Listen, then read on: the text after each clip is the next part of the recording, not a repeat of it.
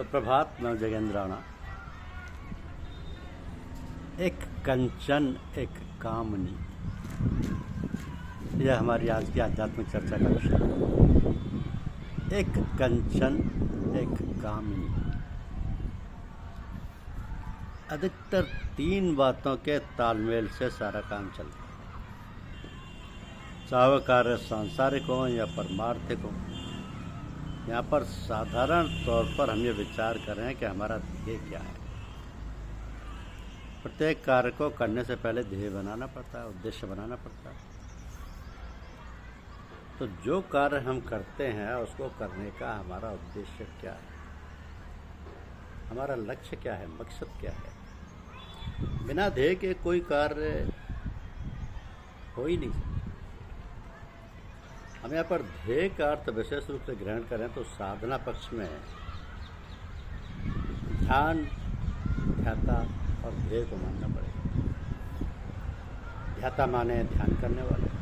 प्रत्येक कार्य का करने वाला कोई न कोई अवश्य होगा, क्योंकि बिना कर्ता के कोई काम नहीं हो पाएगा। इसी प्रकार बिना ध्याता के कोई भी किसी प्रकार के ध्यान की क्रिया नहीं हो पाएगी। और ध्यान माने हैं क्रिया। तो ध्याता किसी वस्तु का चिंतन करेगा अथवा सोचेगा, उस सोचने विचारने की क्रिया को ध्यान कहें। तो ध्यान की क्रिया मन से होगी, शारीरिक क्रिया को ध्यान नहीं कहेंगे, वो तो कर्म कहलाएगा। तो ध्यान को यदि कर्म कहें तो वह मानसिक कर्म होगा, शारीरिक नहीं। तो हम मानसिक क्रिया जब किसी विशेष वस्तु को प्राप्त करने के लिए करेंगे, विशेषतः भगवान को प्राप्त करने की जो क्रिया होगी वो ध्यान कहलाएगी। फिर उस ध्यान की नाना प्रकार की भूमिकाएं होंगी, सो तो रही अलग बात। तो यहाँ तो केवल इतना ही समझना है कि ध्यान से मतलब भगवान की प्राप्ति की मानसिक क्रिया। इसके बाद आता ध्याता, इसके बाद आता ध्याता। तो जो ध्यान करेगा वो किसी लौकिक वस्तु की प्राप्ति के लिए नहीं, अपितु जो लोक और परलोक का निर्माता है, जो अखिल सृष्टि का विधायक है, जिसे जनसाधारण परमात्मा या ईश्वर के नाम से, अल्लाह या गॉड के नाम से बोलते हैं, तो हमारा यह तात्पर्य उसी से है, जिसके लिए हम ध्यान करते हैं, जिसके लिए हम लौकिक पारलौकिक सारी इच्छाओं वासनाओं को त्याग कर केवल उसी का अहरनिश ध्यान करते हैं। उसी के लिए हमारी सारी मानसिक शक्तियाँ लगी हुई। जब हमारी मानसिक शक्तियाँ किसी और पूर्णतया लग जाती हैं, तब शारीरिक क्रियाएँ स्वतः ही बंद हो जाती हैं, क्योंकि हमारी जितनी भी इंद्रियाँ हैं, चाहे वो कर्मेंद्रियाँ हों अथवा ज्ञानेंद्रियाँ, बिना मन के कोई कार्य नहीं कर सकते। अतः जब मन का लगाव पूरी तौर से परमात्मा की ओर हो रहा है, तब शारीरिक सारा व्यापार बंद हो जाएगा।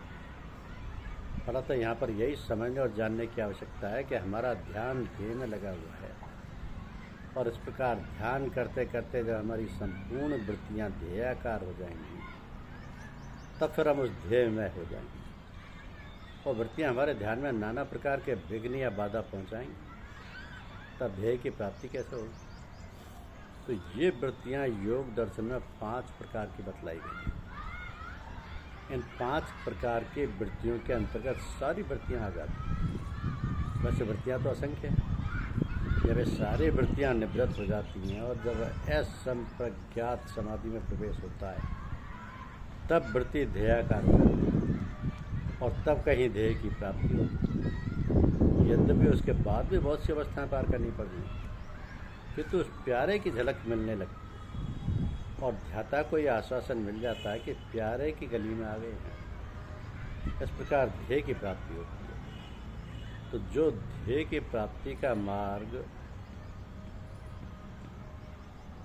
बड़ा ही दुर्गम और ध्रुव है, ध्येय की प्राप्ति का मार्ग बड़ा ही दुर्गम और ध्रुव है, किंतु जो साहसी हैं, सूरवीर हैं, धीर हैं, गंभीर हैं, वो गिरते पड़ते उठते चलते कभी ना कभी प्यारे के निकट पहुँच ही जाते और उसकी गोद में जा विराजते, और मैं और तू का झगड़ा बखेड़ा समाप्त हो जाता। कहते हैं कि चलना चलना सब कहें,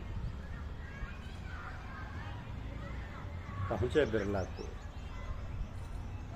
एक कंचन एक कामनी घाटी दुर्लभ हो। कंचन तजना सहज है, सहज त्रिया का नेह। मान बढ़ाई ईर्ष्या तजना दुर्लभ हो। तो प्राय देखने में आता है कि कंचन और कामनी का ही सर्वत्र बोलबाला है। उसी के चारों ओर चक्कर काटा करते हैं लोग। अपनी सारी शक्ति, सारी चेतना वे कंचन और कामनी की प्राप्ति में लगा देते हैं। कंचन और कामनी को प्राप्त करके भी मनुष्य को सुख नहीं, चैन नहीं, तब भी मनुष्य असंतुष्ट, दुखी और भिखारी बना हुआ अपनी सारी सुख सुविधाओं की तिलांजलि दिए हुए कोलू के बैल की तरह दिन रात लगा रहता है, किंतु नतीजा कुछ भी नहीं। जितना ही कंचन और कामनी का भोग करता है उतना ही वो और अतृप्त रहता है। ऐसे प्राणियों को देखकर और उनकी स्थिति से घबराकर बहुत से लोग घर गृहस्थी छोड़कर साधु सन्यासी हो जाते हैं। इनमें बहुत से वास्तव में कंचन और कामनी को त्याग कर देते हैं, किंतु इनके अंदर मान बढ़ाई और ईर्ष्या अड्डा जमाए हुए तनिक तनिक सी बातों पर आपस में लड़ रहे हैं। किसी ने बुराई कर दी तो वो आग बबूला हो जाते हैं, यदि किसी ने प्रशंसा कर दी तो कूद कर कुप्पा हो जाते हैं। अपने साथी साधु सन्यासी को संपन्न और प्रतिष्ठावान देखकर ईर्ष्या करने लगे। तो कहने का तात्पर्य ये है कि जिस कारण मूड मुड़ाया था, जिस बात को लेकर सन्यासी हुए थे, घर बार कुटुंब कबीला छोड़कर निकले थे, मन में ठान कर के भगवान की प्राप्ति करेंगे, साधु बनकर परमात्मा को प्राप्त करेंगे, वो सब तो भूल गए और लोक में मान प्रतिष्ठा में फंसकर बड़े बड़े आश्रम बनाकर मठाधीश, मंडलेश्वर, महामंडलेश्वर बनकर घर गृहस्थियों की भांति ही भोगेश्वर में फंसे।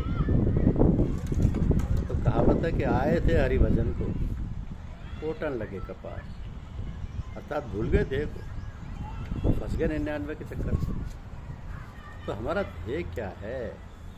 प्रत्येक मनुष्य अपनी अपनी परिस्थिति और बौद्धिक सीमा के अंतर्गत ही इसके उत्तर पर विचार करने का प्रयास करता है कि हमारा ध्येय क्या है।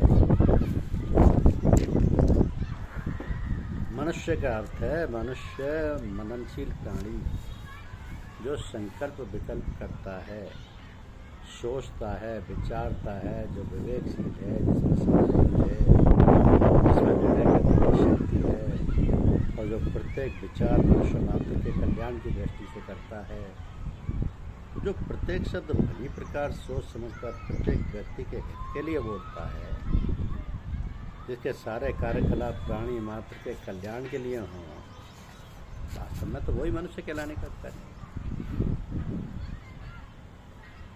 तो जिसका संबंध मनुष्यता से है, या दूसरे शब्दों में जो मनुष्य मात्र का कर्तव्य है, जिसे हम धर्म के नाम से पुकारते हैं, उसी को हमें अपना ध्येय बनाना चाहिए, उसी रास्ते पे चलना चाहिए।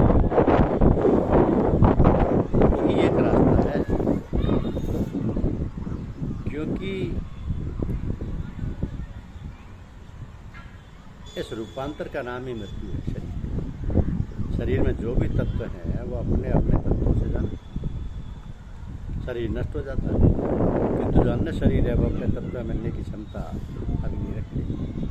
स्थूल शरीर के स्थूल तत्व तो विलीन हो गए, अभी अन्य शरीर हैं जो सूक्ष्म तत्वों से बनाए, जो चर्म चक्षु से दिखाई नहीं पड़ते और न जाने न समझे जाते हैं। जब वे भी विलीन हो जाएं तो वह चेतन सत्ता का अंश है, उसमें किसी भी सूक्ष्म शरीर का बंधन नहीं रहता, निरावरण हो जाता है। तो परम ध्येय की प्राप्ति का ज्ञान भी तो हर एक उत्तर जैसा ज्ञान होता है, उसी प्रकार की साधना और ध्येय की प्राप्ति का क्रम परिवर्तित हो जाता है। प्रकृति विकासोन्मुख है और सतत विकास की, यदि हमारा योग इस क्रिया में सहयोग देता तो यह अबाध गति से चलती है, नहीं तो रुकावट आ जाती है। तो हमारा ध्येय यही होना चाहिए कि हमारी विकासोन्मुख क्रिया जो हो रही है उसमें किसी प्रकार की रोक नहीं आए।